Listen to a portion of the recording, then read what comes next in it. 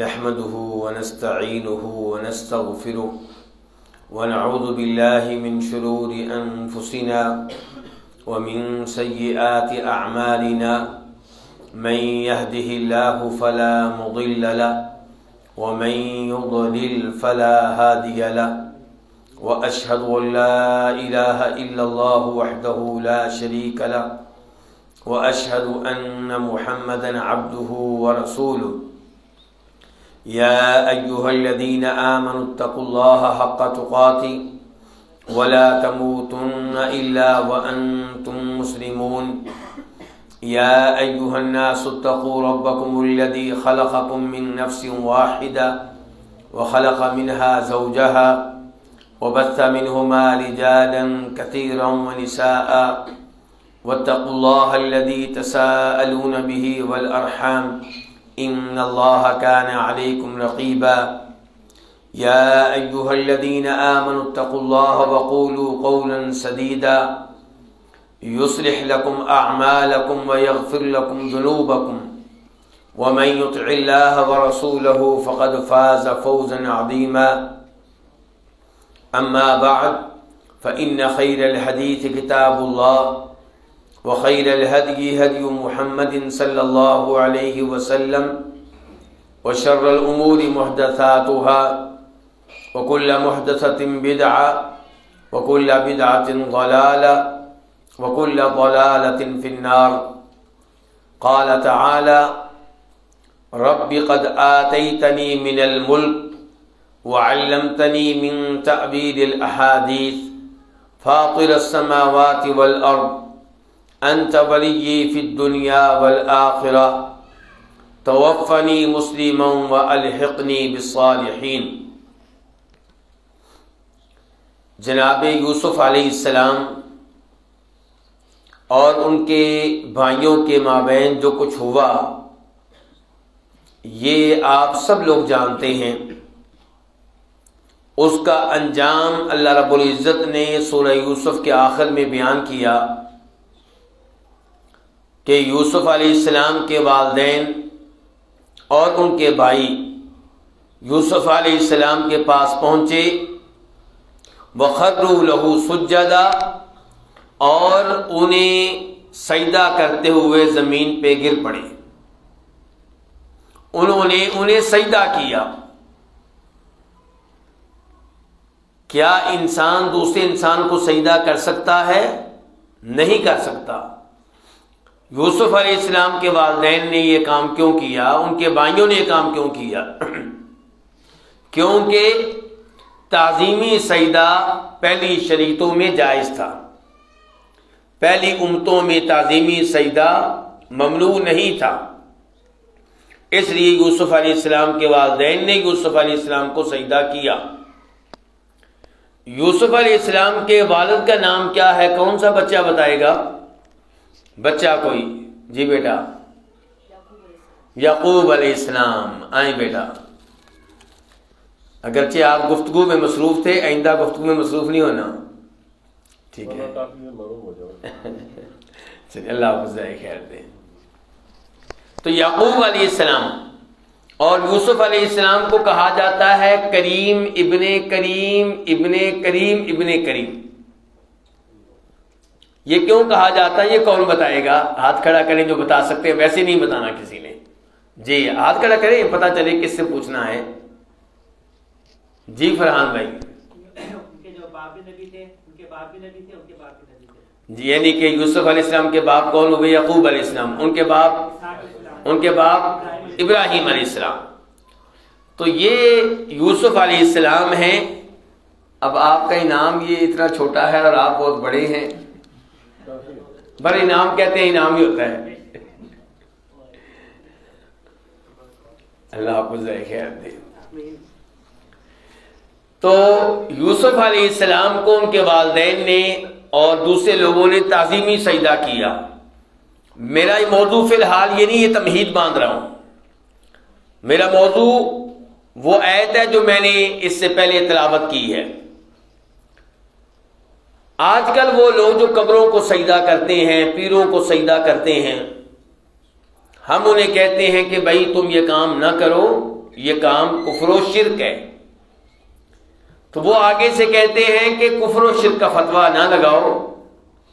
زیادہ سے زیادہ آپ یہ کہہ سکتے ہیں کہ یہ تعظیمی سجدہ ہے، اور تعظیمی سجدہ آدم علیہ السلام کو فرشتوں نے کیا، یوسف علیہ السلام کو ان کے والدین یعقوب نبی نے کیا علیہم الصلاۃ والسلام.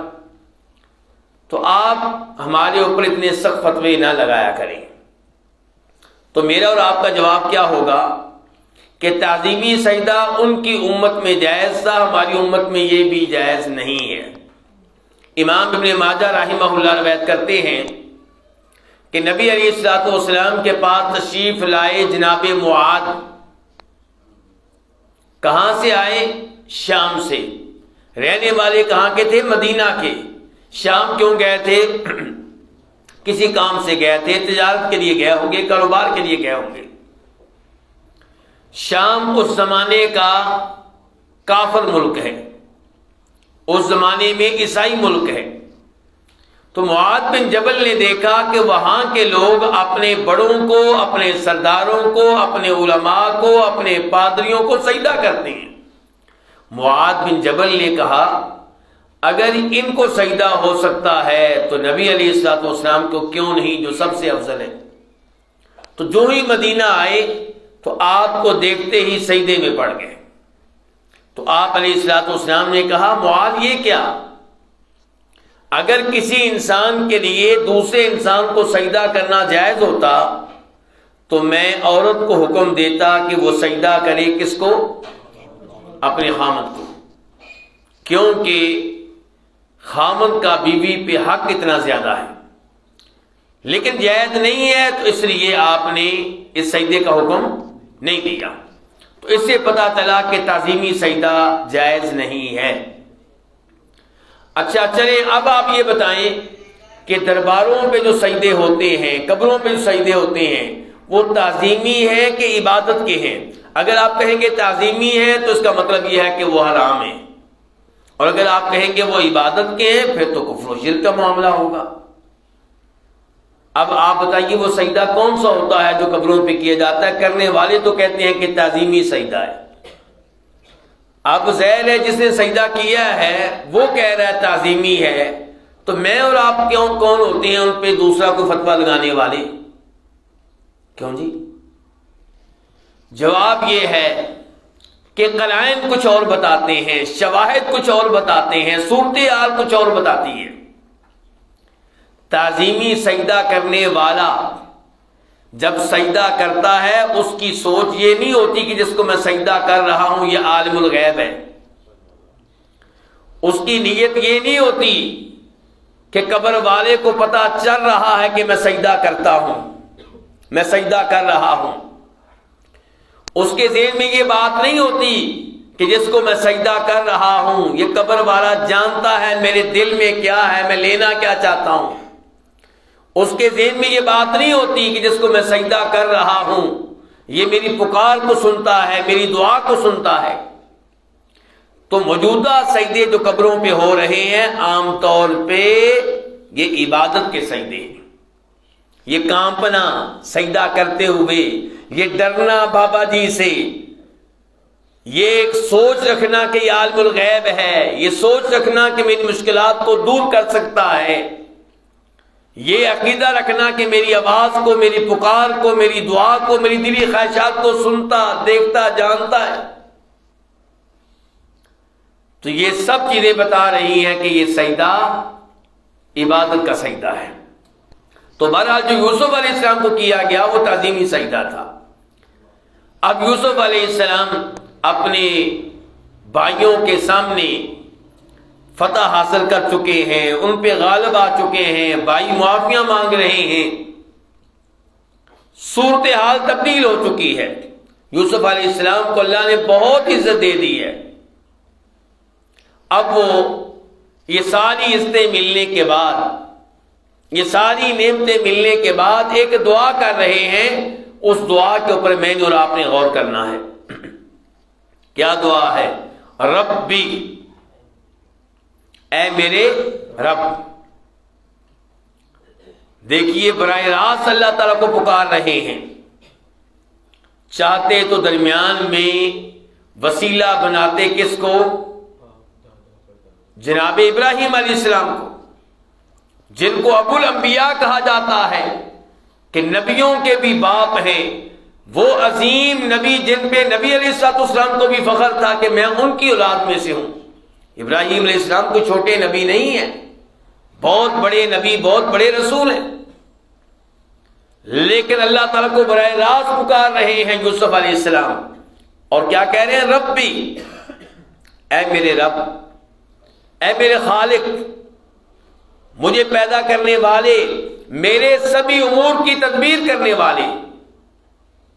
یہ اللہ سے مانگنے کے آداب ہیں، اور عام طور پہ دعائیں جو قرآن میں آئی ہیں انبیاء کرام علیہ السلام کی، وہ یہی آئی ہیں۔ آدم علیہ السلام نے کیا کہا تھا؟ ربنا۔ موسیٰ علیہ السلام نے کیا کہا تھا؟ ربی انی لما انزلت الی من خیر فقیر۔ ایوب علیہ السلام نے کیا کہا تھا؟ ربی انی مسنی الضر۔ تو ربی کے لفظ سے عام طور پہ انبیاء کرام علیہ السلام اللہ تعالیٰ کو پکارتے ہیں۔ اس میں اقرار ہوتا ہے، اعتراف ہوتا ہے اس بات کا، یا اللہ مجھے پیدا کرنے والا تو ہے۔ جب پیدا کرنے والا تو ہے تو میں نے مانگنا تجھی سے ہے، پہلے بھی تو دے رہا ہے، پہلے بھی میرے مسائل کو حل کرنے والا تو ہے، پہلی نعمتیں دینے والا بھی تو ہے، مستقبل میں بھی حال میں بھی میں تیرا ہی محتاج ہوں۔ تو ربی انی قد آتیتنی من الملک، اے میرے رب بے شک تو نے مجھے کچھ نہ کچھ بادشاہت دی ہے، کچھ نہ کچھ حکومت دی ہے۔ اللہ سے مانگنے کا طریقہ، پہلے کیا کہا؟ رب۔ دوسرا یہ کہ اللہ سے مانگنے سے پہلے اللہ کی دی گئی گزشتہ نعمتوں کا تذکرہ کریں، اعتراف کریں کہ یا اللہ تو نے مجھے بادشاہ دے رکھی ہے۔ وَعَلَّمْتَنِي مِن تَأْوِيلِ الْأَحَادِيثِ، یا اللہ تو نے مجھے علم دے رکھا ہے، خوابوں کی تعبیر کا علم تو نے مجھے دیا ہوا ہے، لوگوں کے درمیان جھگڑے ہو جائیں فیصلہ کیسے کرنا یہ صلاحیت تو نے مجھے دے رکھی ہے، وحی کا علم، شریعت کا علم، دین کا علم تو نے مجھے دے رکھا ہے۔ تو نے مجھے ان نعمتوں سے نواز رکھا ہے، علم بھی، بادشاہت بھی، نبوت بھی، حکومت بھی۔ فاطر السماوات والارض، آسمانوں اور زمین کو پیدا کرنے والے۔ اللہ تعالیٰ کو پکاریں تو اللہ تعالیٰ کی صفات کا تذکرہ کریں، اللہ کے ناموں کا تذکرہ کریں۔ یہاں پہ دیکھیں یوسف علیہ السلام کیا کہہ رہے ہیں؟ اے آسمانوں زمین کو پیدا کرنے والے۔ یہ ہے اللہ سے مانگنے کا طریقہ۔ انبیاء کرام علیہ السلام کی دعائیں بڑی شاندار ہیں، ان سے انسان کو سلیقہ سیکھنے کا موقع ملتا ہے اللہ تعالیٰ سے مانگنے کا۔ کہتے ہیں انت ولی فی الدنیا والآخرہ، اے اللہ دنیا میں بھی میرا تو اور آخرت میں بھی میرا تو، میرا دوست، میرا مددگار تو ہی ہے، کوئی اور تیرے علاوہ کوئی اور نہیں ہے۔ دنیا میں بھی میرے مسائل حل کرنے والا تو، میری حاجات کو پورا کرنے والا تو، میری دعاؤں کو سننے والا تو، اور آخرت میں بھی میرا تو ہے۔ انت ولی فی الدنیا والآخرہ۔ اللہ رب العزت سے اتنی زیادہ گفتگو کی ہے، کبھی اللہ تعالیٰ کو رب کہا ہے، کبھی یہ کہا ہے کہ مجھے بادشاہ دینے والا تو ہے، مجھے علم دینے والا تو ہے، کبھی یہ کہا آسمانوں زمین کو پیدا کرنے والا تو ہے، کبھی یہ کہا ہے دنیا آخرت میں میرا مولا تو ہے۔ اور آخرت میں مانگا کیا ہے؟ آخر میں جا کر سوال کیا کیا ہے، درخواست کیا رکھی ہے؟ توفنی مسلمہ، اے اللہ مجھے جب موت آئے اسلام کی حالت میں آئے۔ اس سے آپ اندازہ لگا سکتے ہیں کہ یہ کتنی عظیم دعا ہے۔ میرے بھائیو، ایک انسان پوری زندگی اللہ کی عبادت کرتا رہے، اللہ کی راہ میں خرچ کرتا رہے، مساجد قائم کرے، تہجد کی نماز قائم کرے، تلاوتیں کرے، اذکار کرے، اور آخر میں خاتمہ کفر پہ ہو، تو ان محنتوں کا کیا بنا؟ ضائع ہو گئی سب محنتیں. اس لیے فرماتے ہیں نبی علیہ الصلوۃ والسلام انما الاعمال بالخواتیم. بالنیات والی حدیث بھی ٹھیک ہے، لیکن یہاں پہ خاتمے کی بات ہو رہی ہے. انما الاعمال بالخواتیم، کہ اصل انسان کی کامیابی یا ناکامی کا دار و مدار خاتمے پہ، خاتمہ کے ساتھ پہ ہوا. ایمان کی حالت میں فوت ہوا، توحید پہ فوت ہوا یا کفر پہ فوت ہوا. اس لیے یوسف علیہ السلام کیا کہہ رہے ہیں؟ توفنی، اے اللہ مجھے موت آئے تو اسلام کی حالت میں آئے. اور میرے بھائیو یہ وہی دعا ہے جو میں اور آپ کرتے ہیں. کب؟ اللہ آپ کو، کس نے کہا ہے؟ اللہ آپ کو ذائقہ خیر دے. فرحان بھائی ماشاءاللہ، آئیں جی آئیں. آپ قریب ہی بیٹھ جائیں میرے خیال میں. بہت اچھے. جنازے میں ہم دعا پڑھتے ہیں. کون سا بچہ دعا سنائے گا؟ جنازے والی جس کا اشارہ فرحان بھائی کر رہے ہیں وہ دعا. بچہ کوئی جس کی داڑھی نہ آئی ہو. جی چلیے بیٹا آپ سنا دیں پھر. تازہ تازہ داڑھیوں والے. چلیے تو کو بڑا ہی بتایا جی پھر. نہیں جنازے کی بات ہو رہی ہے نا، اور وہ دعا جس کا جو میرے موضوع سے تعلق رکھتی ہے. جی فرحان بھائی پھر آپ ہی بتائیں.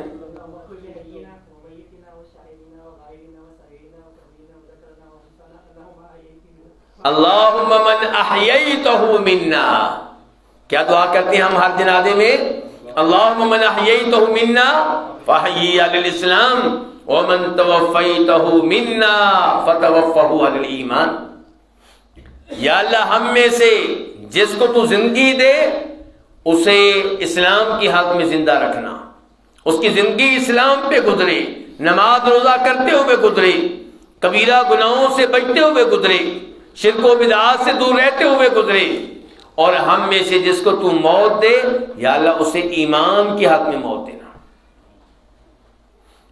اس دعا کی اہمیت ہے تو اسی لیے نبی علیہ السلام جنازے میں دعا پڑھا کرتے تھے. یہ میت کے لیے دعا نہیں ہے، یہ جنازے میں میرے اور آپ کے لیے دعا ہے. اللہم من احییتہ منا فحی الاسلام ومن توفیتہ منا فتوفہ علی الایمان. اس سے آپ اندازہ لگا سکتے ہیں کہ یوسف علیہ السلام کی دعا کی کیا اہمیت ہے. یوسف علیہ السلام کی دعا کیا ہے؟ توفنی مسلمہ. اور میرے بھائیو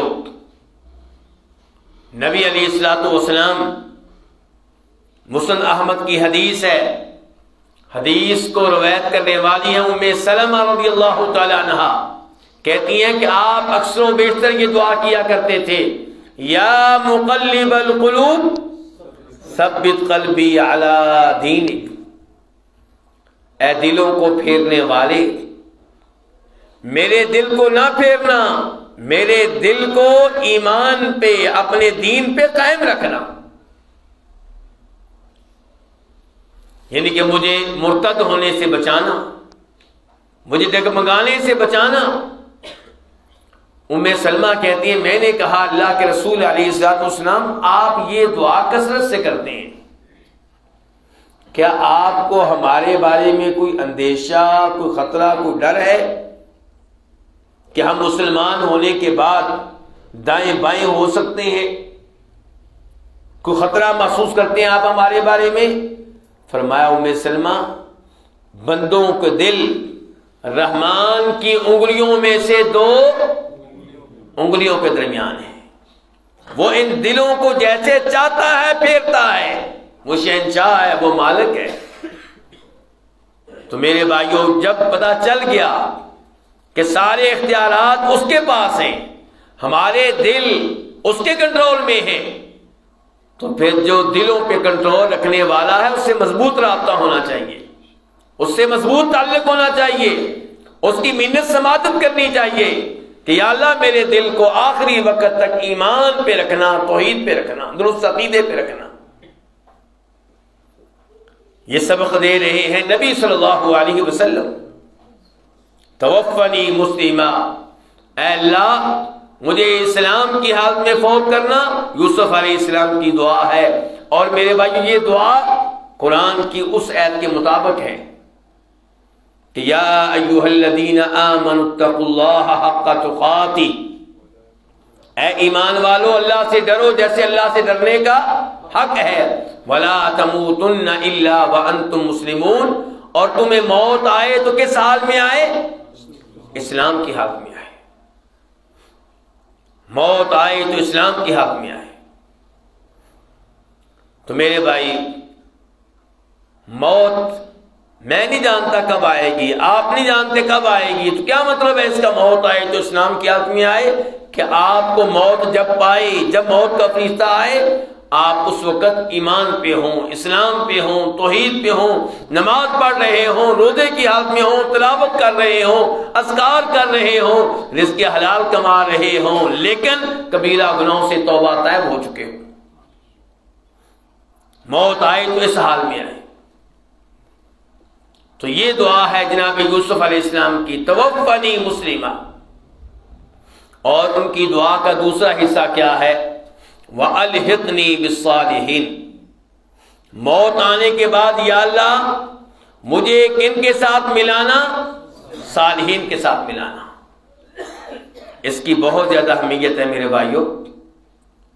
موت آنے کے بعد یا اللہ مجھے صالحین کے ساتھ جا ملانا، میری روح وہاں پہنچے جہاں پہ انبیاء کرام علیہم السلام کی روحیں ہیں، جہاں پہ تیرے ولیوں کی روحیں ہیں۔ یہ بھی دعا ہے یوسف علیہ السلام کی۔ اور میرے اور آپ کے نبی صلی اللہ علیہ وسلم جب فوت ہو رہے تھے تو کیا کہہ رہے تھے؟ اللہم فی الرفیق الاعلی، اللہم فی الرفیق الاعلی، اللہم فی الرفیق الاعلی 3 بار کہا آپ نے کہ یا اللہ مجھے کن کا ساتھ چاہیے؟ بلند و بالا ساتھیوں کا ساتھ چاہیے۔ یا اللہ مجھے وہاں پہ پہنچا دے جہاں پہ بلند و بالا ساتھی ہیں۔ یہ بلند و بالا ساتھی کون ہے؟ یہ عظیم ساتھی کون ہے؟ انبیاء کرام علیہم السلام، شہداء، صالحین۔ اور میرے بھائیوں، نیک لوگوں کا ساتھ کیسے ملتا ہے؟ دعاؤں کے ذریعے۔ یعنی کہ نیک لوگوں کا ساتھ کیسے ملے گا؟ کہ پوری زندگی آپ گزاریں شرابیوں کے ساتھ، زانیوں کے ساتھ، اداکاروں کے ساتھ، گلوکاروں کے ساتھ، بے نمازوں کے ساتھ، اور آخر میں اللہ تعالیٰ آپ کی روح کو پہنچا دیں گے نبیوں کے ساتھ۔ ایسا نہیں ہوتا میرے بھائیوں، ایسا نہیں ہوتا۔ پہنچ جاتا ہوں، پھر آپ پہ نگاہ پڑتی ہے، دل کو سکون ملتا ہے۔ خطرہ یہ ہے، ٹینشن یہ ہے، پریشانی یہ ہے کہ دنیا تو گزر جائے گی، آخرت میں کیا بنے گا؟ میں اگر جنت میں پہنچ بھی گیا تو ظاہر ہے کہ آپ تک نہیں پہنچ سکوں گا، آپ بلند و بالا درجات پہ ہوں گے، میں بہت کہیں نیچے ہوں گا، تو میرا کیا بنے گا آپ کے بغیر؟ کیا محبت ہے نبی اکرم صلی اللہ علیہ وسلم سے؟ میرے بھائیوں، کیا یہی محبت ہے میرے دل میں اور آپ کے دل میں اللہ کے رسول علیہ السلام کی؟ کیا یہی محبت ہے میرے اور آپ کے بچوں میں نبی علیہ السلام کی؟ کیا آپ کو دیکھنے کا یہی شوق ہے ہم میں؟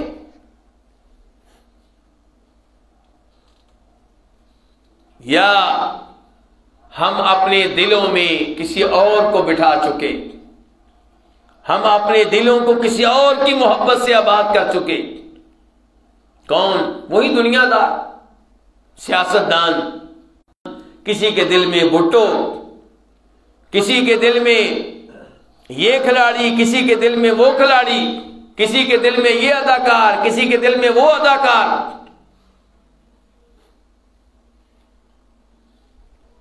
اور اتنی زیادہ ان کو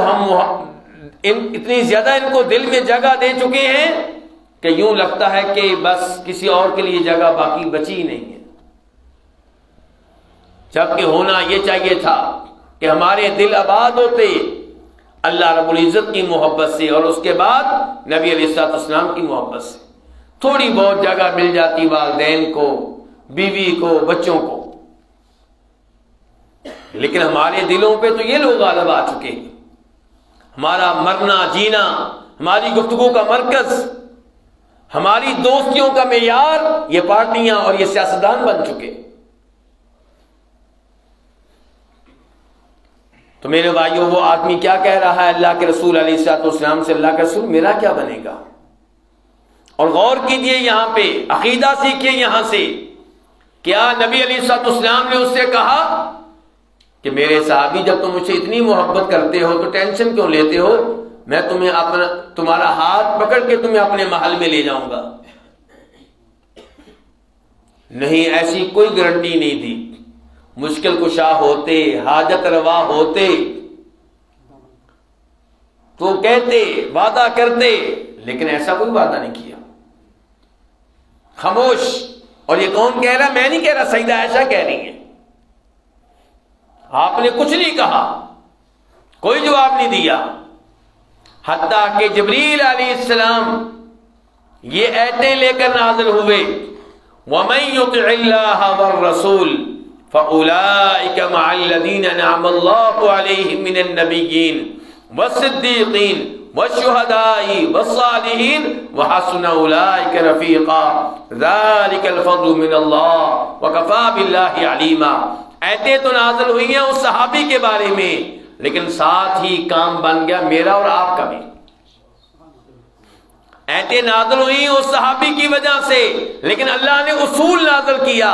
صرف اس صحابی کا مسئلہ حل نہیں کیا، قیامت تک آنے والے تمام لوگوں کا مسئلہ حل کر دیا کہ جو چاہتا ہے کہ روز قیامت مجھے نبیوں کا ساتھ ملے، شہداء کا ساتھ ملے، اللہ کے ولیوں کا ساتھ ملے، صالحین کا ساتھ ملے، وہ کیا کرے؟ وَمَن يُطِعِ اللَّهَ وَالرَّسُولَ، وہ اللہ اور اللہ کے رسول کی اطاعت کرے، اللہ کے ایک ایک آرڈر کو مانے، تسلیم کرے، نبی علیہ الصلوۃ والسلام کے ایک ایک فرمان کو مانے اور تسلیم کرے. جب یہ کام کریں گے تو پھر فرمایا آپ کو روز قیامت ساتھ ملے گا. تو کس سے ملے گا؟ اطاعت کرنے سے. صرف دعا نہیں، دعا اور اطاعت. صرف دعا نہیں، دعا اور دوا. وَحَسُنَ أُولَٰئِكَ رَفِيقًا، اور یہ لوگ بہت عظیم لوگ ہیں اگر کسی کو ان کا ساتھ مل جائے. کن کا؟ نبیوں کا، صدیقین کا، شہداء کا، صالحین کا. فرمایا ذَلِكَ الْفَضْلُ مِنَ اللَّهِ، یہ اللہ کا بہت بڑا فضل ہوگا. ایک اور صحابی میرے بھائیو، مسلم شریف کی حدیث ہے، صحابی کے نام ہے ربیعہ بن کعب اسلمی. کیا نام ہے جی؟ ربیعہ بن کعب اسلمی. تو ربیعہ کس کا نام ہوا؟ لڑکے کا کہ لڑکی کا؟ لڑکے کا. صحابہ کرام میں نام کس کا تھا؟ اور ہم نے کس کا رکھا ہوا ہے؟ بچیوں کا. چلیں جی. تو ربیعہ بن کعب اسلمی یہ کہتے ہیں کہ نبی علیہ الصلوۃ والسلام جب رات کو اٹھتے تھے تو میں آپ کی خدمت کے لیے تیار بیٹھا ہوتا تھا. آپ اٹھتے، میں وضو کے لیے پانی پیش کرتا، آپ کی خدمت کرتا. ایک دن آپ مجھ پہ بڑے خوش ہوئے، کہنے لگے ربیعہ سل، کچھ مانگو، کچھ سوال کرو. اس سے پتہ چلا کہ نبی علیہ السلام کیا تھے؟ مشکل کشا، حاجت روا. آپ تو کہہ رہے ہیں کہ ربیعہ کچھ مانگو، کچھ سوال کرو. ذرا پوری حدیث پہ غور کیجئے گا. ہمارے بھائی پوری حدیث پہ غور نہیں کرتے، اور جواد بھائی سے سوال ہونے لگا ہے. جواد بھائی صحابی کا نام کیا تھا بھلا؟ ربیعہ بن کعب اسلمی رضی اللہ تعالی عنہ. تو ربیعہ کہنے لگے اللہ کے رسول علیہ السلام میں اسألک مرافقتک فی الجنہ. اللہ اکبر، کیا ان کی خواہشات ہیں اور کیا میری اور آپ کی خواہشات ہیں. میں اور آپ ہوتے کہتے اللہ کے رسول بیریا ٹاؤن میں نا ایک پلاٹ مل جائے گا. وہی جواب بھائی یہی تھا نا. صحابہ کرام کی دعائیں کیا دعائیں ہیں، کیا خواہشات ہیں ان کی. پہلے صحابی کی ٹینشن دیکھیں، ان کی بے قراری دیکھیں، اور اس صحابی کا سوال سنیں. کہا اللہ کے رسول میرا سوال یہ ہے کہ مجھے جنت میں آپ کا ساتھ ملے. اور صرف جنت نہیں کہا, کیا کہا؟ جنت میں آپ کا ساتھ ملے, جنت میں آپ کا پڑوس ملے, جنت میں آپ کی معیت ملے. اللہ اکبر. تو نبی علیہ السلام نے کیا کہا کہ اگر جنت میں میرا پڑوس چاہتے ہو, میرا ساتھ چاہتے ہو تو اعنی, تم میری مدد کرو. پھر یہ نہیں کہا میرے صحابی ٹھیک ہے ٹھیک ہے بس تمہارا نام میں نے نوٹ کر لیا اب, نہیں, فرمایا اعنی, تم میری مدد کرو. اس پہ ذرا غور کریں, تم میری مدد کرو. کیسے اللہ کے رسول؟ اعنی علی نفسی کا بکثرت السجود, کہ صرف فرض نمازیں نہ پڑھا کرو بلکہ کثرت سے نفلی نمازیں بھی ادا کیا کرو تاکہ میں تمہاری شفاعت کر سکوں اور تمہیں میرا ساتھ جنت میں مل سکے. تو یہاں پہ آپ نے کیا بتایا؟ عمل بتایا ہے. تو میرے بھائیو یہ ہے وَأَلْحِقْنِي بِالصَّالِحِينَ, کہ یا اللہ مجھے نیک لوگوں کے ساتھ جا ملانا. یہ کون دعا کر رہے ہیں؟ یوسف علیہ السلام. اور یہ خواہش ہے صرف یوسف علیہ السلام کی نہیں, ہمارے نبی کی بھی. اللہم فی الرفیق الاعلی. یہ خواہش ہے ربیعہ بن کعب اسلمی کی, یہ خواہش ہے بڑے بڑے نبیوں کی. آئیے ایک اور نبی کی دعا پہ غور کیجئے ذرا. وقت ہے نا آپ کے پاس, تھک تو نہیں گئے؟ اللہ اکبر. جناب سلیمان علیہ السلام جب دیکھتے ہیں کہ چیونٹی کیا کہہ رہی ہے دوسری چیونٹیوں سے, اور جلدی جلدی بلوں میں داخل ہو جاؤ, سلیمان علیہ السلام کا لشکر آ رہا ہے, کہیں وہ ان کا لشکر تمہیں روند نہ ڈالے. وَهُمْ لَا يَشْعُرُونَ, ان کو پتہ بھی نہیں چلنا. چیونٹی کیا کہتی ہے؟ ان کو پتہ بھی, یعنی کہ سلیمان علیہ السلام عالم الغیب نہیں ہے. یہ کس کا عقیدہ ہے؟ چیونٹیوں کا عقیدہ ہے. تو سلیمان علیہ السلام کو اللہ تعالیٰ نے اس کی گفتگو سنا دی. فَتَبَسَّمَ ضَاحِكًا مِّن قَوْلِهَا, مسکرائے ہنسے, مسکرائے اور ہنسے. اچھا اب یہ بہت بڑی نعمت ہے کیا کہ اللہ تعالیٰ نے سلیمان علیہ السلام کو چیونٹی کی گفتگو سنا دی ہے. تو اتنا بڑا اعزاز پانے کے بعد, اتنی بڑی نعمت پانے کے بعد کیا کہتے ہیں؟ رب اوزعنی ان اشکر نعمتک التی انعمت علی, اے میرے رب مجھے توفیق دے کہ میں تیری نعمتوں پہ تیرا شکر ادا کر سکوں. تو نے مجھ پہ بڑی نعمتیں کی ہیں, یا اللہ مجھے توفیق دے کہ تیری نعمتوں پہ تیرا شکر ادا کر سکوں اور تیری ان نعمتوں پہ بھی تیرا شکر ادا کر سکوں جو تو نے میرے والدین کو دی ہیں. سلیمان علیہ السلام کے والد کا نام چھوٹے بچے بتائیں گے. جی بیٹا, آپ کے ابا جی نے بلایا نا ادھر آپ کو, انہوں نے بہت اچھا کیا ہے, آپ دھیان سے نہیں بیٹھے ہوئے تھے. یہ بتائیں کیا نام ہے سلیمان علیہ السلام کے والد کا؟ ہاں جی, کون سا بچہ بتائے گا؟ جی بیٹا, داؤد علیہ السلام. ہاں بیٹا, ماشاءاللہ. تو داؤد علیہ السلام, تو سلیمان علیہ السلام کیا کہہ رہے ہیں؟ یا اللہ تو نے بڑی نعمتیں کی مجھ پہ بھی اور میرے والدین پہ بھی, تو یا اللہ مجھے توفیق دے کہ میں ان نعمتوں پہ تیرا شکر ادا کر سکوں. اللہ اکبر. شکر کی نعمت مانگ رہے ہیں, شکر ادا کرنے کی نعمت مانگ رہے ہیں. وَأَنْ أَعْمَلَ صَالِحًا تَرْضَىٰ, مجھے توفیق دے کہ میں ایسے نیک اعمال کروں جو تجھے پسند آ جائیں, جن پہ تو راضی ہو جائے. دنیا نہیں, کون راضی ہو جائے؟ تو راضی ہو جائے. وَأَدْخِلْنِي بِرَحْمَتِكَ فِي عِبَادِكَ الصَّالِحِينَ, یا اللہ اپنی رحمت فرما, اپنی رحمت کے ذریعے اللہ کو واسطہ دیا جا رہا ہے اللہ کی صفت رحمت کا. یا اللہ اپنی رحمت کے ذریعے مجھے اپنے نیک بندوں میں داخل کر دینا. میرے بھائیوں, بڑی عظیم دعا ہے جو یوسف علیہ السلام نے کی ہے. توفنی مسلما والحقنی بالصالحین, یا اللہ مجھے فوت کرنا تو اسلام کی حالت میں اور مجھے نیک لوگوں کے ساتھ ملا دینا۔ انبیاء کرام علیہ السلام کی دعائیں ہم زبانی یاد کریں، یہ دعائیں ہم نماز میں کیا کریں، سلام پھیرنے سے پہلے اتحیات میں، یہ دعائیں ہم سجدے میں کیا کریں۔ کیوں جی قرآنی دعائیں سجدے میں کر سکتے ہیں؟ صحیح بات یہ ہے کہ کر سکتے ہیں۔ نبی علیہ السلام نے سجدے میں تلاوت کرنے سے منع کیا ہے، اس لیے ہمارے کئی علماء کرام قرآنی دعائیں پڑھنے سے بھی روک دیتے ہیں، جبکہ وہ موقف ٹھیک نہیں ہے۔ دیکھیں یوسف علیہ السلام نے جب یہ دعا کی تھی تب یہ قرآن تھی؟ قرآن تو نہیں تھی۔ آدم علیہ السلام نے دعا کی، کیا قرآن تھی؟ ایوب علیہ السلام نے جب دعا کی، کیا قرآن تھی؟ نہیں، قرآن تو نہیں تھی۔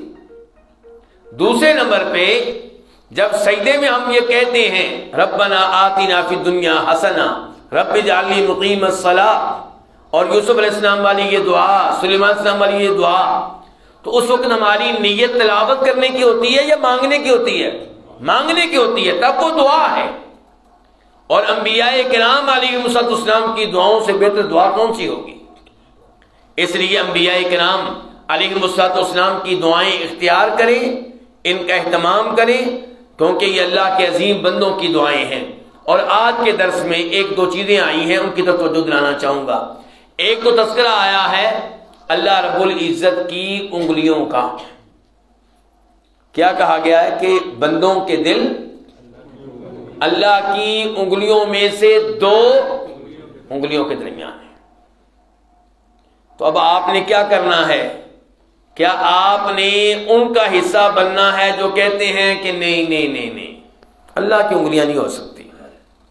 بھی اللہ کے نبی نے کہا ہے صلی اللہ علیہ وسلم، کہتے نہیں اس کی کوئی تعویل کر لیں گے، اس کا کیا کر لیں گے؟